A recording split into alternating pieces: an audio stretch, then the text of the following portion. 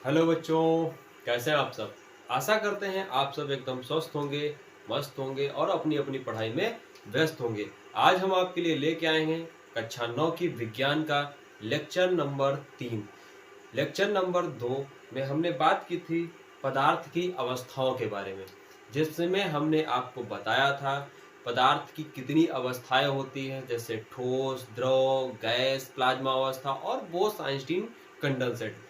एक एक टॉपिक को हमने काफ़ी डिटेल में बताया है। तो आप सब अगर हमारा लेक्चर नंबर 2 नहीं देखे हैं तो वीडियो के डिस्क्रिप्शन में हम उसका लिंक दे देंगे, आप वहां से उसे देख सकते हैं। और आज हम इस वीडियो में बात करने वाले हैं पदार्थ का अवस्था में परिवर्तन।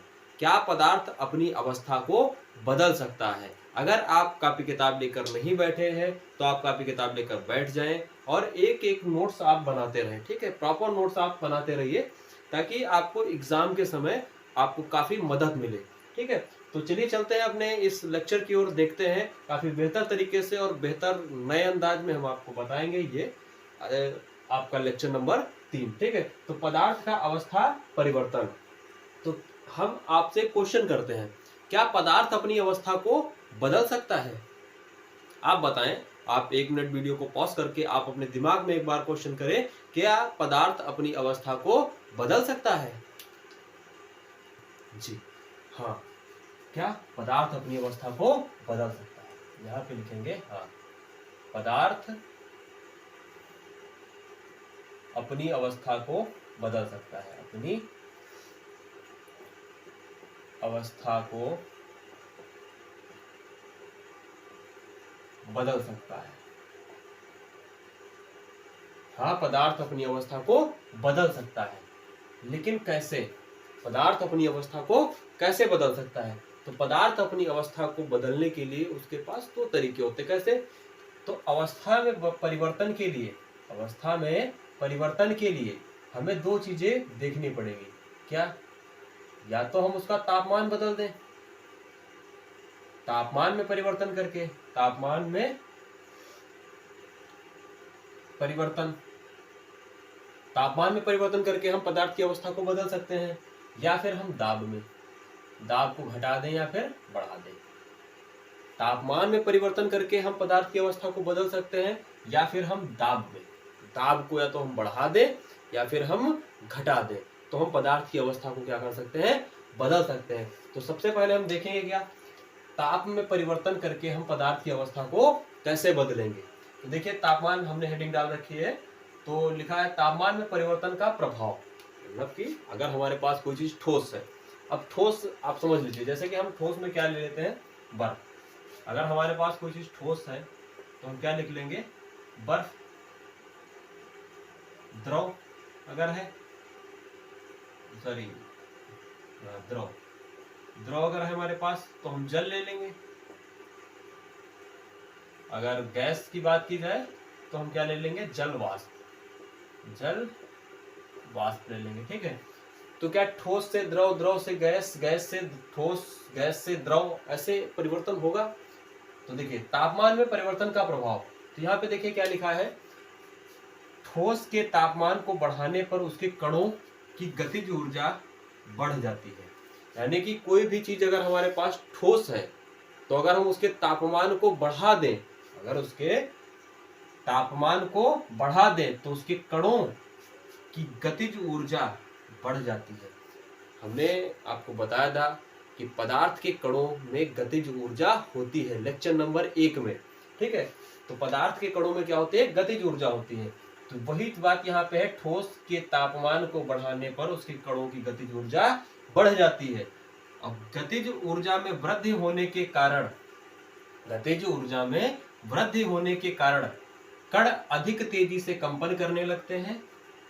जो देखिए, अगर सपोज दैट, समझिए बात को, अगर आप जैसे कि कहीं ठंडी के दिनों में अगर आप आग वाग जलाते हैं हाथ हाथ सेकने के लिए, तो आप क्या करते हैं? थोड़ी सी आग जलाते हैं और 4-5 लोग बैठ के आग तापने लगते हैं। ठीक है, तो अगर हम उसी आग को और बढ़ा दें, तेज कर दें, तो क्या आप वहां पे वैसे ही बैठ के तापते रहेंगे?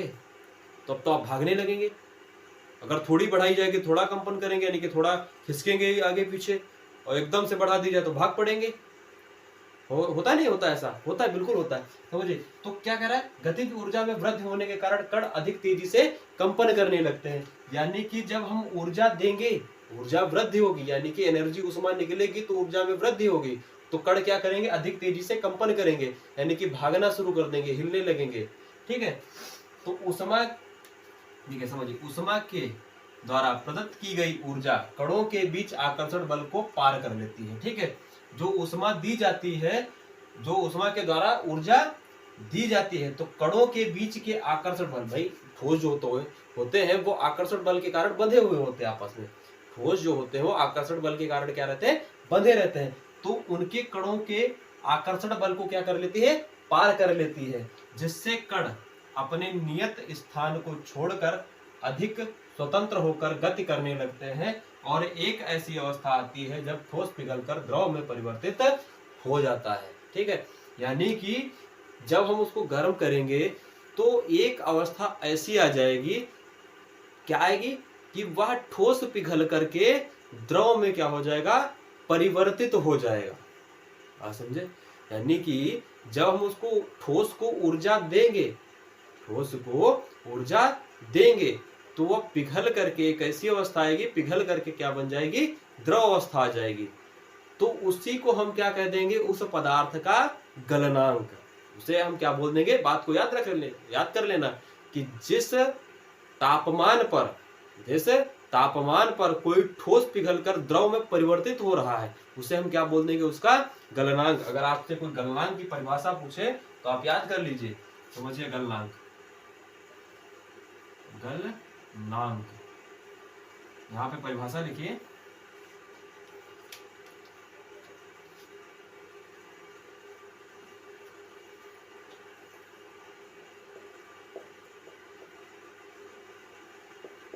जब, या फिर ऐसे लिख सकते हैं, ठोस पदार्थ जिस तापमान पर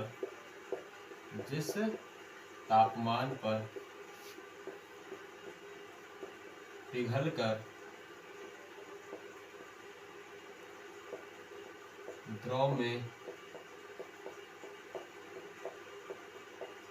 द्रव में परिवर्तित हो जाता है। ठोस पदार्थ जिस तापमान पर पिघलकर द्रव में परिवर्तित हो जाता है, उसे उस पदार्थ का गलनांक कहते हैं। ठीक है, देखिए, ठोस पदार्थ जिस तापमान पर पिघलकर द्रव में परिवर्तित हो रहा है, ठोस पदार्थ जिस तापमान पर पिघलकर द्रव में परिवर्तित हो रहा है, उसे हम क्या बोल देंगे, उस पदार्थ का गलनांक बोल देंगे। बात समझ में आई, यहां तक क्लियर है सभी को। या फिर यहां पर हम एक चीज और लिख सकते हैं, जिस न्यूनतम तापमान पर, क्या लिख सकते हैं, जिस न्यूनतम तापमान पर ठोस पिघलकर द्रव में परिवर्तित हो जाता है, उसे उस पदार्थ का गलनांक कहते हैं। ठीक है, यहाँ पर ऐसे भी लिख सकते हैं कि जिस न्यूनतम तापमान पर कोई ठोस पिघलकर द्रव में परिवर्तित हो जाता, उसे उस पदार्थ का क्या कहते हैं, हम गलनांक बोल देंगे। बात समझ में, जो ये प्रक्रिया गल रही है, जो ठोस पिघलकर द्रव में परिवर्तित हो रहा है, उसे हम क्या बोल देते हैं, गलन बोल देते हैं। क्या बोल देते हैं, गलन। देखिए, जो यह प्रक्रिया हो रही है, जो ठोस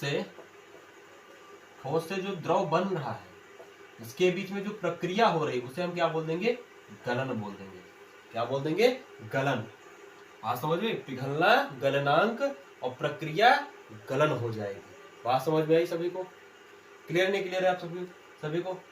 ठीक है, तो यहां तक समझ में आया तो आप इसे नोट करिए, फिर हम इसके थोड़ा आगे बढ़ते हैं। ठीक है, तो हमने बताया क्या, जिस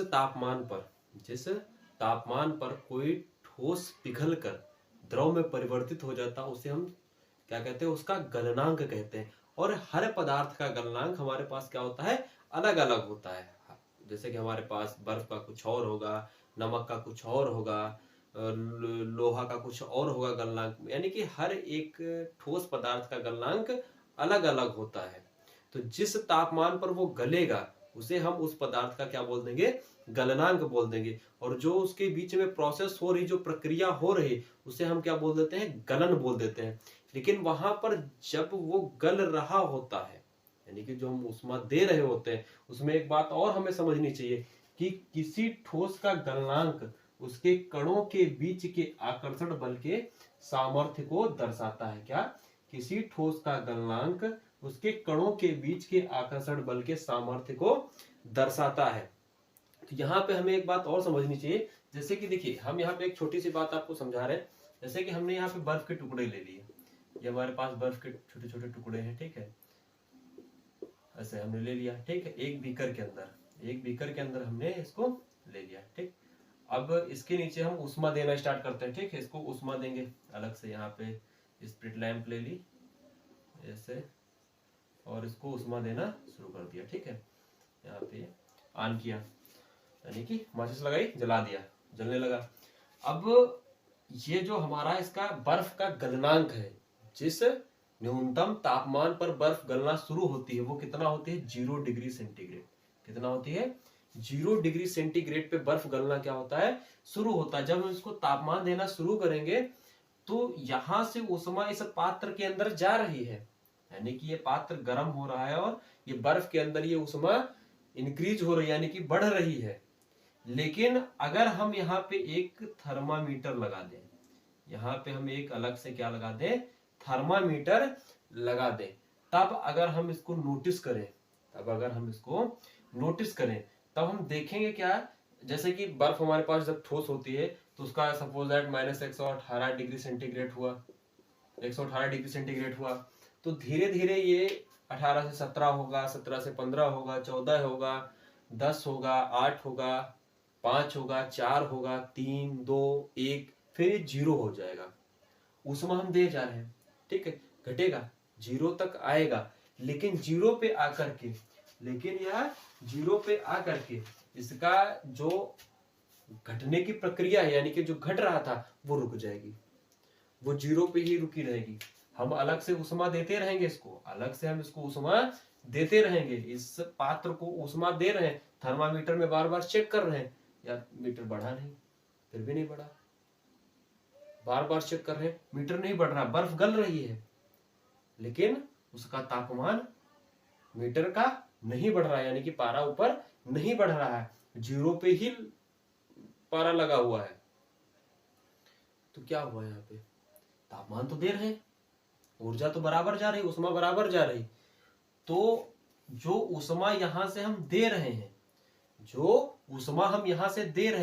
वो बर्फ के अंदर जो बर्फ के कण हैं,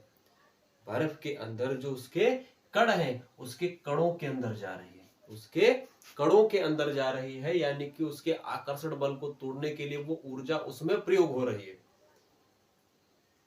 जो यहां से उष्मा जा रही है वो बर्फ के जो कण है उनके पास जा रही है, और उनके आकर्षण बल को तोड़ने के लिए, यानी कि स्वतंत्र होने के लिए वो उष्मा प्रयोग हो रही है। यानी कि जितनी ऊर्जा ठोस के जो कण है उससे ज्यादा ऊर्जा किसमें होगी, द्रव के कणों में। यानी कि ये ठोस है वो पिघल करके क्या बनेगा, ठोस हमारा पिघल के क्या बनेगा, द्रव ही तो बनेगा। तो जो इसके कणों के बीच में ऊर्जा होगी उससे ज्यादा किसके पास होगी, द्रव के कणों के पास ऊर्जा हमारे पास क्या होगी, ज्यादा होगी। और ये उष्मा हमें दिखाई नहीं दे रही, क्योंकि ये जो मीटर है, थर्मामीटर हमने लगाया है, वहां पे ये उष्मा यानी कि जो इसका टेम्परेचर है वो बढ़ता हुआ हमें नहीं दिखाई दे रहा है। तो इसे हम क्या बोल देंगे, गुप्त उष्मा। क्या बोल देंगे यहाँ पे, इस उष्मा को क्या बोल देंगे, गुप्त उष्मा। बात समझ में भाई? अगर आपसे कोई क्वेश्चन पूछे कि भाई अगर यहाँ पे हम तापमान इसको दे रहे हैं, टेम्परेचर क्यों नहीं बढ़ रहा है, तो हम यहाँ पे बोल देंगे जो हमारे पास उष्मा हम दे रहे हैं वो बर्फ के जो कण हैं उनके बीच के आकर्षण बल को तोड़ने के लिए वो उष्मा क्या हो रही है, प्रयोग हो रही है। इसीलिए ये थर्मामीटर में इसका हमें कोई भी प्रभाव दिखाई नहीं दे रहा है, थर्मामीटर में इसका कोई भी प्रभाव हमें दिखाई देता हुआ नहीं प्रतीत होगा, वो जीरो पे जीरो ही मतलब रहेगा, और इसी ऊष्मा को हम क्या बोल देंगे, गुप्त ऊष्मा बोल देंगे। बात समझ में? अब देखिए यहाँ पे बात समझिए, यहाँ पे हम हमारे पास जो डिग्री सेंटीग्रेड है, डिग्री सेंटीग्रेड है, इसका एक एसआई मात्रक है, इसका एक क्या है, एसआई मात्रक, कितना क्या होता है, केल्विन। जो हमारे पास मतलब तापमान है, तापमान मापने का एक हमारे पास एक एसआई यूनिट है, क्या है, केल्विन। केल्विन हमारे पास क्या है, एक एसआई मात्रक यानी कि अंतरराष्ट्रीय पद्धति है, ठीक है। तो केल्विन में अगर हम इसको नापे, केल्विन में अगर हम इसको नापे तो कितना आएगा हमारे पास, 273 केल्विन, ठीक है, या 273.16, 273.15, ठीक है। तो हम उसको पॉइंट में कंसीडर नहीं कर रहे हैं, सिर्फ 273 डिग्री, सॉरी डिग्री नहीं, 273 केल्विन। बात समझ में? कितना होगा, 273 केल्विन। बर्फ का गलनांक होता है 273 केल्विन होता है, ठीक है। और एक बात केल्विन की और होती है, यानी कि जो इसकी इकाई है ये माइनस में नहीं रहेगी। बात समझ में? ये सदैव क्या रहेगी, धनात्मक रहेगी। केल्विन में नापी गई जितनी भी हमारे पास यूनिट होगी वो कैसी होगी, धनात्मक होगी। यहाँ पे लिख देते हैं, केल्विन में नापा गया तापमान सदैव धनात्मक रहेगा। बात समझ में? केल्विन में नापा गया तापमान सदैव कैसा रहेगा, हमारे पास धनात्मक रहेगा। अगर हमसे कोई बोले, यहाँ पे अगर ऐसा हम छोटा सा क्वेश्चन लिखते हैं, जैसे हमने बोला कि 25 डिग्री सेल्सियस तापमान को केल्विन में बदलिए, केल्विन में बदलिए। ऐसे अगर आपसे कोई क्वेश्चन कर दे कि 25 डिग्री सेंटीग्रेड तापमान को केल्विन में बदलिए, तो कैसे बदलेंगे आप? देखिए, तो हमारे पास होता है के यानी कि केल्विन बराबर सेल्सियस में तापमान प्लस 273, ठीक है, ऐसे दिया रहता है, ठीक है। ये हमारे पास क्या है, फार्मूला है।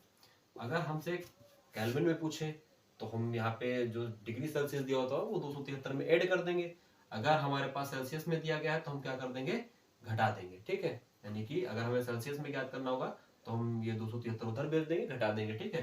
तो देखिए यहाँ पे क्या आ जाएगा हमारे पास, के बराबर 25 प्लस 273, ठीक है। तो के बराबर हमारे पास क्या हो जाएगा, 5 3 8 7 2 9 298 केल्विन हो जाएगा, ठीक है। ये समझ में आया सभी को? अगर ये आप नोट करिए, फिर दूसरा क्वेश्चन देखते हैं इसी का, ठीक है। अब देखिए अगला क्वेश्चन हमारे पास काफी बेहतर सवाल है। देखिए क्या कह रहा है क्वेश्चन, हमारे पास कह रहा है 300 केल्विन के तापमान को सेल्सियस स्केल पे बदलिए। क्वेश्चन देखिए, 300 केल्विन तापमान को सेल्सियस में बदलिए, सेल्सियस में बदलिए। कैसे बदलेंगे? देखिए हमने आपको फॉर्मूला बताया क्या, के बराबर सी प्लस 273, ठीक है। अब हमारे पास क्या दिया गया, केल्विन दिया गया है, तो यहाँ पे 300 बराबर सी प्लस 273 इधर लेके आएंगे, तो सी बराबर 300 माइनस 273, तो सी बराबर हमारे पास कितना आ जाएगा, 10 में 3 गया 7, और यहाँ पे 9 में 7 गया 2, और यहाँ पे 2 में 2 गया 0, ठीक, 27 डिग्री सेंटीग्रेड, ठीक है। ये हमारे पास आ गया। बात समझ में सभी को? ठीक है, तो आप इसे नोट करिए, फिर हम इसके आगे बढ़ते हैं। अब देखते हैं, देखिए प्रसुप्त ऊष्मा किसे कहते हैं। यहाँ पे एक बात समझने वाली है कि प्रसुप्त ऊष्मा किसे कहते हैं। तो समझिए, वायुमंडलीय दाब पर 1 किलोग्राम ठोस को उसके गलनांक पर द्रव में बदलने के लिए जितनी ऊष्मीय ऊर्जा की आवश्यकता होती है उसे संगलन की प्रसुप्त ऊष्मा कहते हैं। क्या? वायुमंडलीय दाब पर 1 किलोग्राम ठोस को उसके गलनांक पर द्रव में बदलने के लिए जितनी ऊष्मीय ऊर्जा की आवश्यकता होती है उसे संगलन की प्रसुप्त ऊष्मा कहते हैं। ठीक है, तो ये हमारे पास प्रसुप्त ऊष्मा की परिभाषा कभी कभी पेपर में पूछ लेता है। ठीक है, फिर हमारे पास अगला आता है क्वथनांक। क्वथनांक, तो देखिए वायुमंडलीय दाब पर वह तापमान जिस पर द्रव उबलने लगता है उसे इसका क्वथनांक कहते हैं। यानी कि जिस तापमान पर कोई भी द्रव उबलने लगता है उसे क्या कहते हैं, उसका क्वथनांक कहते हैं। जैसे कि देखिए हमारे पास जल है, हमारे पास क्या है, जल है। जब ये जल उबलना शुरू होता है, देखिए आपके घरों में ठंडी के दिनों में आप गर्म पानी से नहाते हैं तो पानी ऐसा तो नहीं कि जैसे कि आपने गैस या चूल्हे पे रखा तो तुरंत उबलने लगता है, धीमे धीमे उबलता है ना। जब उसका तापमान 100 डिग्री सेंटीग्रेड हो जाएगा पानी, तभी हमारा क्या होगा, उबलना शुरू हो जाएगा। ठीक है, तो जल कितने डिग्री सेंटीग्रेड पे उबलना शुरू होगा, 100 डिग्री सेंटीग्रेड पे हमारे पास क्या होगा, जल उबलना शुरू होगा। बात समझ में? यानी कि जब हम तापमान 100 डिग्री सेंटीग्रेड तक लेके जाएंगे तब ये हमारे पास जल क्या होगा, उबलना शुरू हो जाएगा। और जब तक हमारे पास ये अगर सोचिए कि 98 डिग्री सेंटीग्रेड है, 99 है, पानी उबलना शुरू हो जाएगा तो नहीं। जब तक 100 डिग्री सेंटीग्रेड नहीं होगा तापमान तब तक हमारे पास जल उबलना शुरू नहीं होगा। बात समझ में आई सभी को? ठीक है, देखिए अगर हमारे पास जैसे कि कोई चीज ठोस है, हमने सीखा क्या, अगर हमारे पास कोई चीज ठोस है तो ठोस से अगर हम द्रव बना रहे हैं, अगर हम ठोस से द्रव बना रहे हैं तो हम क्या कर रहे थे, गर्म कर रहे थे। क्या कर रहे हैं, गर्म कर रहे हैं। ठीक है, अगर वही चीज हमें द्रव से, अगर हमें द्रव से ठोस में लाना हो, द्रव से ठोस में लाना हो तो हम क्या करेंगे, इसको फिर से इसको शीतल करेंगे। क्या करेंगे, शीतल करेंगे, यानी कि इसको ठंडा करेंगे। ठीक है, अगर हम द्रव से गैस बनाए, द्रव से गैस यानी कि जल वाष्प बनाए, द्रव से क्या बना दे, जल वाष्प या फिर गैस बोल सकते हैं। ठीक है, जल वाष्प बना दे, तब भी हम क्या कर रहे हैं, इसको गर्म कर रहे हैं। क्या कर रहे हैं, गर्म कर रहे हैं। ठीक है, अगर जल वाष्प से हमें फिर से इसको द्रव चाहिए, अगर जल वाष्प से हमें फिर से इसको क्या चाहिए, द्रव चाहिए, तो हमें क्या करना होगा, हमें इसको फिर से क्या करना पड़ेगा, शीतल करना पड़ेगा। क्या करना पड़ेगा, शीतल करना पड़ेगा, यानी कि ठंडा करना पड़ेगा। बात समझ में? देखिए अगर हमारे पास जैसे कि जल है, जल हमने ले लिया, ठीक है, तो उसको जब हम 100 डिग्री सेंटीग्रेड तक गर्म करेंगे, ठीक है, तो हमारे पास क्या हो जाएगा, उबलना शुरू होगा, भाप बनना शुरू हो जाएगा। तो जो हम ऊर्जा दे रहे हैं, बीच में जो ऊर्जा जा रही है वो कहाँ जा रही है, तो जो जल के कण है, भाई जल के कणों के बीच में भी कुछ ना कुछ आकर्षण बल होता है, तो उसको तोड़ने के लिए, यानी कि बिल्कुल मुक्त होने के लिए, यानी कि गैस बनने के लिए जो ऊर्जा हम दे रहे हैं, तो उसके आकर्षण बल को तोड़ने के लिए वो ऊष्मा दे रहे हैं। तो जो जल है, जल के कणों से ज्यादा, जल के कणों से ज्यादा ऊर्जा किसमें होगी, भाप के कणों में। अगर पानी में उंगली जलाई जाए तो शायद बच जाएगी, अगर हम भाप से जलाएंगे तो नहीं बचेगी। बात समझ में? बिल्कुल झौंस के भूजल आलू निकलेगा। बात समझ में? बिल्कुल राख कर देगा। ठीक है, तो भाप बहुत ही खतरनाक होती है। ठीक है, गैस जो हमारे पास भाप है वो बहुत ही खतरनाक होगी अपेक्षाकृत गर्म जल से। बात समझ में आई सभी को? ठीक है, तो आप इसे नोट करिए, फिर हम आगे देखते हैं। तो यहाँ पे समझेंगे हम लोग, क्या हमारे पास सभी पदार्थों के साथ ऐसा ही होगा? क्या हमारे पास सभी पदार्थों के साथ ऐसा ही होगा कि हम ठोस है, ठोस के बाद द्रव बने, द्रव के बाद तब जाके जलवाष्प बने? क्या सभी के साथ ऐसा होगा कि जलवाष्प है तो पहले द्रव बनेगा, द्रव से फिर ठोस बनेगा? ऐसा तो नहीं होता ना। कुछ पदार्थ हमारे पास ऐसे भी होते हैं, कुछ पदार्थ हमारे पास ऐसे भी होते हैं कि वो ठोस से डायरेक्ट गैस बनते हैं। क्या बनते हैं? ठोस से डायरेक्ट गैस बनते हैं, और डायरेक्ट जल वाष्प से हमारे पास क्या बन जाएंगे? ठोस बन जाएंगे। तो उस प्रक्रिया को हम क्या बोलेंगे? ऊर्ध्वपातन। क्या बोल देंगे? ऊर्ध्वपातन। ठीक है, और जल वाष्प से जब ठोस बन रहा होगा, जल वाष्प से जब वो ठोस बन रहा होगा तो उस प्रक्रिया को हम क्या बोल देंगे? निक्षेपण। क्या बोल देंगे? निक्षेपण, ठीक है। तो ऊर्ध्वपातन की अगर आपसे कोई परिभाषा पूछे, ऊर्ध्वपातन की अगर आपसे कोई परिभाषा पूछे तो आप क्या लिखेंगे?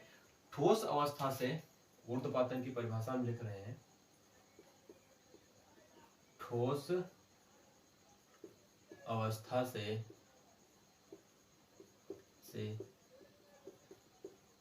सीधे गैस अवस्था में या गैसीय अवस्था में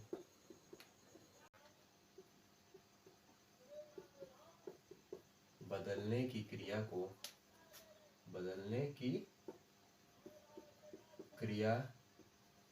को ऊर्ध्वपातन कहते हैं, ऊर्ध्वपातन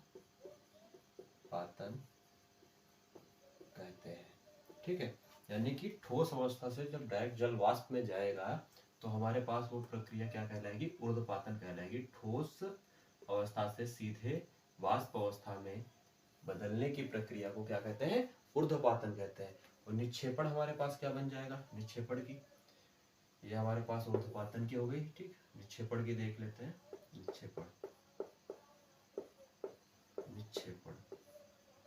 निक्षेपण की अगर परिभाषा आपसे पूछे तो आप क्या लिखेंगे? निक्षेपण की परिभाषा देखिए, इसका जस्ट अपोजिट हो जाएगा, यानी कि उल्टा हो जाएगा।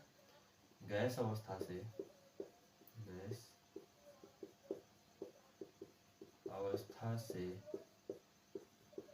सीधे ठोस अवस्था में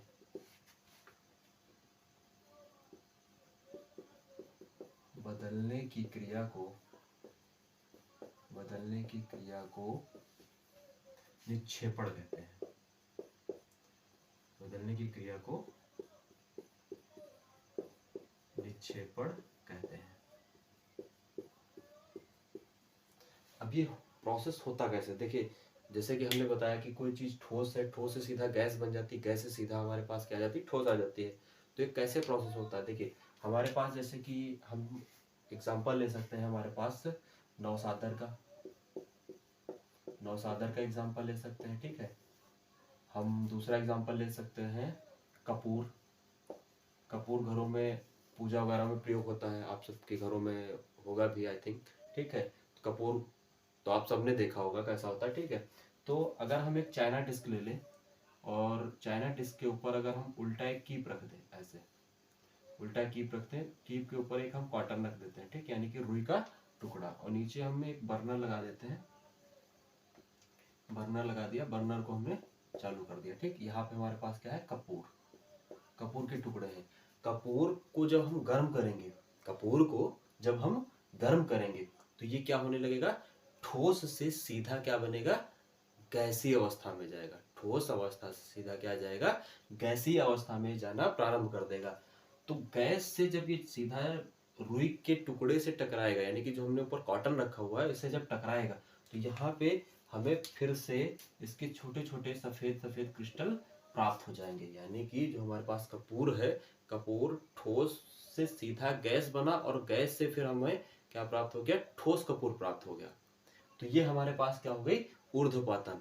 यानी कि जो हमें यहाँ से ठोस से गैस बना, गैस हमारा ऊर्ध्वपातन, और गैस से हमारे पास फिर से ठोस मिल गया, तो हमारे पास क्या हो गया? निक्षेपण हो गया। बात समझ में आई सभी को? ठीक है। तो देखिए, ये आपको समझ में आया, नौसादर है, कपूर है, इसको हम अगर रख देते हैं, ठीक है, तो कुछ समय के बाद या अपने आप से क्या हो जाता है? उड़ जाता है, यानी कि वाष्पित हो जाता है। आपके घरों में नैप्थलीन की गोली आती है, ठीक, कपड़ों में रखने के लिए, यानी कि बक्सा या फिर अलमारी वगैरह में रखने के लिए, ताकि घरों में बोला जाता ना कि बरसात के मौसम में कपड़े उसमें सर्दी लग जाती, सर्दियाँ आने लगती है, अजीब सी स्मेल आने लगती, तो उसमें फिनाइल यानी कि नैप्थलीन की गोली रखी जाती है। तो कुछ समय के लिए वो उसमें रहती, फिर समय के साथ साथ तो उसकी सिर्फ खुशबू हमें कपड़ों से मिलती है, बाकी वो टैबलेट उसके अंदर हमें दिखाई नहीं देती है। तो वो क्या हो गई? ठोस अवस्था से सीधा गैस अवस्था में परिवर्तित हो गई। बात समझ में? ठीक है। तो अब हम आगे देख लेते हैं। आगे हमारे पास कौन सा टॉपिक है? अगर हम इन्हीं चीजों को, अगर हम ये जो हमने आपको बताया उसको अगर हम एक ग्राफ के माध्यम से समझने का प्रयास करें तो हम कैसे ऐसे समझ सकते हैं? देखिए,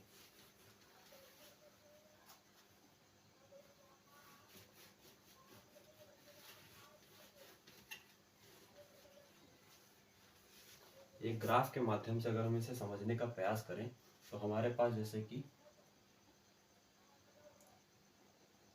ठोस,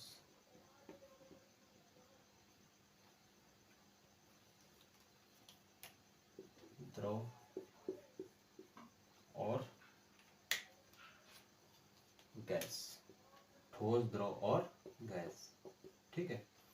अगर हम कोई चीज द्रव है, द्रव से अगर गैस में जा रही है, द्रव से अगर गैस बन रही है, अगर कोई चीज हमारे पास द्रव से क्या बन रही है, गैस बन रही है, तो वो उसका क्या कहलाएगा, क्वथनांक। यानी कि द्रव से गैस का बनना क्या कहलाता है, क्वथनांक कहलाएगा,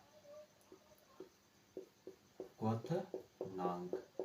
हमने आपको पहले ही बता दिया है कि जिस न्यूनतम तापमान पे द्रव वाष्पित होने लगे वो उसका क्या कहलाएगा, क्वथनांक कहलाएगा, ठीक है। जब हमारे पास द्रव गैस बन गया तो गैस से हमारे पास द्रव भी तो बन सकता है भाई। जब हमारे पास द्रव से गैस बन गया तो गैस से हमारे पास द्रव भी बन जाएगा। तो जब गैस से द्रव बनेगा, गैस से द्रव बनेगा तो ये क्या कहलाएगा, संघनन। क्या कहलाएगा, संघनन। गैस से द्रव का बनना, पास संघनन की परिभाषा क्या कहलाती है, संघनन की परिभाषा हमारे पास कहलाती है किसी गैस का यानी कि जल वाष्प का पुनः द्रव में बदलने की क्रिया क्या कहलाती है, संघनन। यानी कि किसी जल वाष्प का या फिर किसी गैस का वह पुनः द्रव में बदलने की क्रिया को क्या कहते हैं, संघनन कहते हैं। अब देखिए, द्रव से अगर हम ठोस बनाए, द्रव से ठोस बनाए, तो द्रव से जब ठोस हम बनाएंगे तो उस प्रक्रिया को क्या कहते हैं, द्रव से ठोस का बनना। तो इसको हम क्या करेंगे, जमाएंगे, यानी कि ठंडा करेंगे। यानी कि जो हमारे पास द्रव है जल, उसको जब हम ठोस बनाएंगे तो उसके लिए हम क्या करेंगे, जमाएंगे, यानी कि उसको हम शीतल करेंगे। क्या करेंगे, उसको हम शीतल करेंगे। तो यहाँ पे हम क्या लिख देते हैं, ठंडा करने पर, या फिर शीतल लिख देते हैं, शीतल, ठीक है।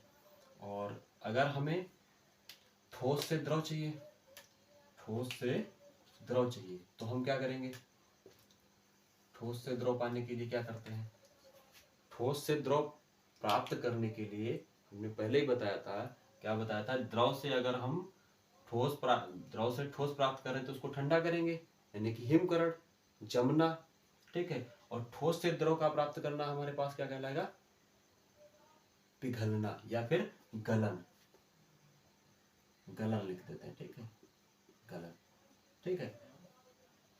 ठोस से द्रव का गलन, ठीक है।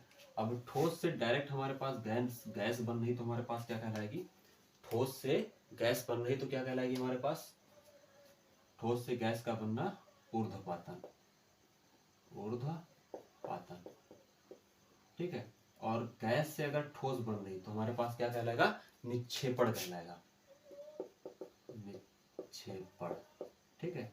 यानी कि गैस से ठोस का बनना हमारे पास क्या कहलाएगा, निक्षेपण कहलाएगा। अगर आप ये चार्ट अपने दिमाग में अपने आप बसा लेते हैं अपने दिमाग के अंदर, तो ये आपको बहुत ही आसान तरीके से आपको याद रहेगा कि ठोस से गैस में बदलने की क्रिया को क्या कहते हैं, ऊर्ध्वपातन, गैस से ठोस में बदलने की प्रक्रिया को निक्षेपण, गैस से द्रव संघनन, द्रव से गैस क्वथनांक, द्रव से ठोस शीतल यानी कि ठंडा करेंगे, ठीक है। और ठोस से द्रव फिर गलन या फिर गलनांक।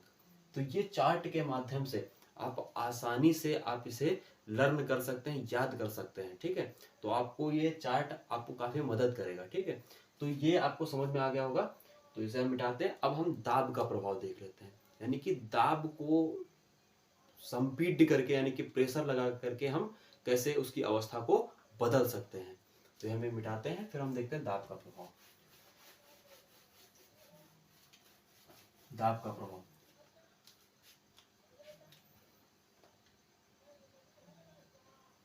दाब का प्रभाव,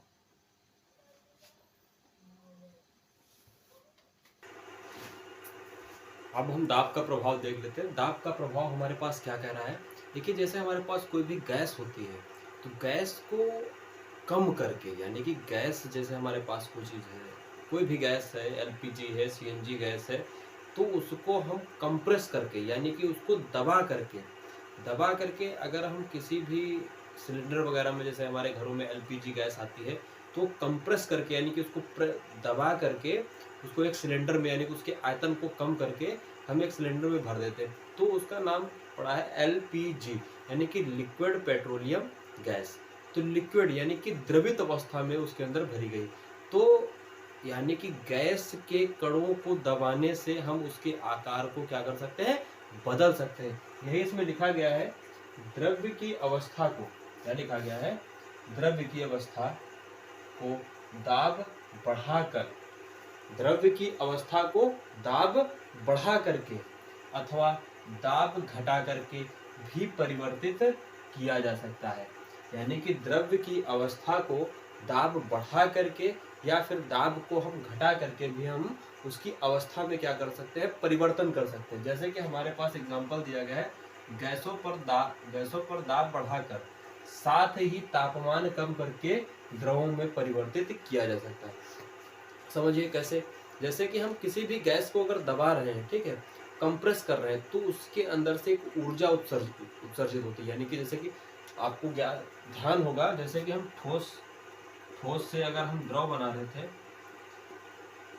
द्रव से फिर हम गैस बनाते हैं, ठीक है, तो ठोस की अपेक्षा द्रव के कणों में ऊर्जा अत्यधिक होती है और द्रव की अपेक्षा गैस के कणों में ऊर्जा क्या होती है, अत्यधिक होती है। तो जब हम गैस को क्या करेंगे, कंप्रेस करेंगे, यानी कि जैसे कि हमारे पास ये देखिए, यहाँ पे हम 3 ग्राफ ले रहे हैं छोटे से, इसके अंदर ये गैस की कण है, ठीक है। अगर यहाँ से हम इसको दबाना स्टार्ट करेंगे तो यहाँ जैसे यहाँ पर भी हमारे पास गैस की कण है तो कम होगा, यानी कि गैस के कण पास पास आएंगे, यहाँ पे दूर दूर है, तो ये गैसीय अवस्था है। यानी कि उसके जो कणों के बीच की जो दूरी है वो तय कर रही है कि ये गैसीय अवस्था है कि द्रव अवस्था है या फिर ठोस होगा। अब यहाँ पे हम इसको दबा करके काफी पास ले आए, तो देखिए जब हमारे पास ठोस होता है, कोई चीज ठोस हुई तो उसके पास, उसके कणों के पास ऊर्जा कम होती है ना, द्रव में गया तो उसके पास ऊर्जा उससे थोड़ा अधिक हुई, गैस गया तो उसके पास ऊर्जा और अधिक हुई, तो इसके यानी गैस के कणों के पास ऊर्जा क्या होगी, अत्यधिक होगी। तो जब हम दाब बढ़ाएंगे तो ऊर्जा उत्सर्जित होगी, ऊर्जा क्या होगी, उत्सर्जित होगी। तो उस ऊर्जा को कम करने के लिए हम क्या करते हैं, तापमान को कम करके, यानी कि ताप को कम करके द्रव में परिवर्तित किया जा सकता है। यानी कि ताप, जब भाई गैस को हम कंप्रेस करेंगे तो उसके कणों के बीच की जो ऊर्जा होगी वो बाहर निकलेगी, नहीं निकलेगी, बिल्कुल जाहिर सी बात निकलेगी। तो जब निकलेगी तो उस ऊर्जा को कम करने के लिए हमें क्या करना पड़ेगा, ताप को कम करना पड़ेगा, तो हम द्रव में क्या कर सकते हैं, परिवर्तित कर सकते हैं। ठीक है, बात समझ में। यानी कि जैसे कि आपको है, जैसे आप, हम लोग जनरल सी बात है, जैसे कि आप हैं, आप एक बार खाना खा चुके हैं, अगर दोबारा से आपको खिलाना है, अगर दोबारा से आपको खिलाना है तो पहले पुराने वाले को क्या करना पड़ेगा, पचाना पड़ेगा। तो जो हमारे पास ये ऊर्जा है तो इसको हमें पुनः वैसा ही लेके आना है, तो हमें इसकी ऊर्जा को क्या करना पड़ेगा, खोना पड़ेगा। अपनी ऊर्जा को खोएगा तब जाके द्रव अवस्था में आ पाएगा। ठीक है, तो जैसे कि हमारे पास कुछ ठोस ऐसे भी है, कुछ ठोस ऐसे भी होते हैं, जैसे कि ठोस कार्बन डाइऑक्साइड को दाब कम करके, जैसे कुछ ठोस, जैसे ठोस कार्बन डाइऑक्साइड को दाब कम करके गैसों में भी परिवर्तित किया जा सकता है। यानी कि कुछ ठोस हमारे पास ऐसे भी होते हैं जिनके ऊपर से सिर्फ दाब कम करके हम उसको सीधे गैस में परिवर्तित कर सकते हैं। जैसे कि हमारे पास ठोस कार्बन डाइऑक्साइड, क्या ठोस CO2, ठोस CO2, इसे हम ड्राई आइस भी बोलते हैं। क्या बोलते हैं, ड्राई आइस भी बोलते हैं। ठीक है, यानी कि सूखी बर्फ। तो ये जो हमारे पास ठोस कार्बन डाइऑक्साइड गैस है, इसको अगर हम, जो हमारे पास नॉर्मली 1 ATM एक वायुमंडलीय दाब होता है, उससे दाब से हम कम करेंगे। ठीक, यानी कि इसको अगर उसी हम बाहर लेके आएंगे, अगर बाहर हथेली पे रखे, ऐसे हथेली पे रखे, तो ये क्या होगा, डायरेक्ट कार्बन डाइऑक्साइड में क्या होना शुरू हो जाएगा, परिवर्तित होना शुरू हो जाएगा। ये बिना द्रव अवस्था में जाए, ये सीधा किस में चला जाएगा, गैसीय अवस्था में चला जाएगा। तो अगर हम कहें कि अगर इसके किसी पेपर पे इसको रखा जाए, मतलब किसी कागज पे या ड्राई आइस को रखा जाए, तो क्या उस पेपर को भिगोएगा, यानी कि उस पेपर को गीला कर पाएगा? आप सोचिए अपने आप में, एक क्वेश्चन करिए कि ये जो ड्राई आइस है हमारे पास, ठोस कार्बन डाइऑक्साइड गैस है, ठोस कार्बन डाइऑक्साइड है, उसको अगर हम पेपर पे रखें डायरेक्ट गैस में परिवर्तित हो रहा, तो ये क्या कागज को भिगो पाएगा या आपकी गदेली पे आपको ये नमी देगा, पानी जैसा दिखाई देगा? नहीं दिखाई देगा। क्यों नहीं दिखाई देगा? क्योंकि ये सीधा द्रव में जाए बिना ही सीधा किस में जा रहा है? गैसीय अवस्था में जा रहा है। तो कह रहा है कि कुछ ठोस, जैसे ठोस कार्बन डाइऑक्साइड को दाब कम करके गैस में परिवर्तित किया जा सकता है, यानी कि इससे दाब हम कम करेंगे तो डायरेक्ट किस में परिवर्तित हो जाएगा? गैस में, यानी कि कार्बन डाइऑक्साइड गैस में परिवर्तित हो जाएगा। कौन? ठोस कार्बन डाइऑक्साइड गैस हमारे पास, ठीक है। तो यानी कि दाब को हम बढ़ाएंगे, जब हम दाब बढ़ाएंगे तो हमारे पास ये धीरे धीरे द्रव में परिवर्तित हो जाएगा, लेकिन इसको हमें ठंडा करना पड़ेगा, यानी कि दाब बढ़ाएंगे और तापमान को हम क्या करेंगे? कम करेंगे, तब द्रव अवस्था में जाएगा। कुछ ठोस ऐसे भी होते हैं, जैसे हमारे पास ठोस कार्बन डाइऑक्साइड दाब कम करके गैसों में भी इसे परिवर्तित किया जा सकता है, जैसे ठोस CO2, ठीक है। ठोस कार्बन डाइऑक्साइड दाब कम करेंगे, डायरेक्ट किसमें चली जाएगी? हमारी गैसीय अवस्था में परिवर्तित हो जाएगी। बात समझ में आई सभी को? ठीक है। तो अगर जैसे हमारे पास ठोस कार्बन डाइऑक्साइड है, ये अत्यधिक यानी कि उच्च दाब पे संग्रहित की जाती है, या नॉर्मली रखेंगे उड़ जाएगी, ठीक है। यानी कि ठोस carbon dioxide direct carbon dioxide में परिवर्तित हो जाएगी, तो उसको मतलब उच्च दाब में क्या करते हैं? इसको संग्रहित करके रखते हैं।